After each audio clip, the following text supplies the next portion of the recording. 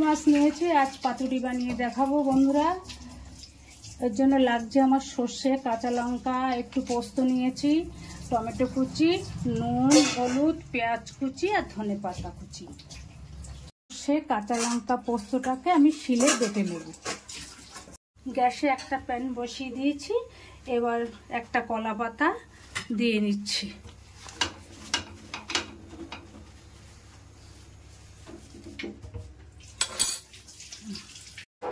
সর্ষে, কাঁচা লঙ্কার পোস্তটা মাছের মধ্যে দিয়ে দিচ্ছি।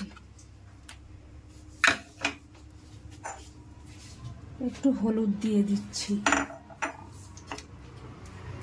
লবণ দিয়ে দিচ্ছি, টমেটো কুচিটা দিয়ে দিলাম, পেঁয়াজ কুচি দিয়ে দিচ্ছি, ধনেপাতা কুচিটা দিয়ে দিলাম। এবার দিয়ে দেব সর্ষের তেল।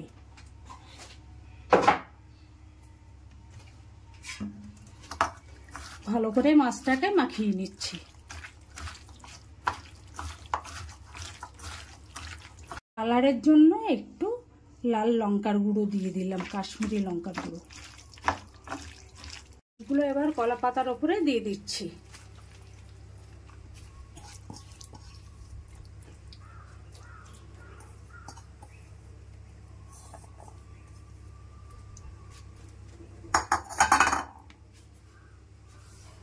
এবার একটা ঢাকনা দিয়ে দিচ্ছি।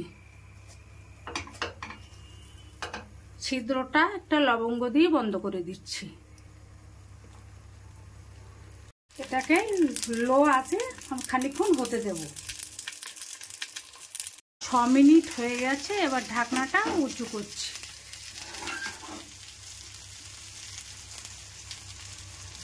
মাছগুলো সিদ্ধ হয়ে গেছে, এবার ওই পিঠটা উল্টে দেব। মাছটা উল্টে দিলাম।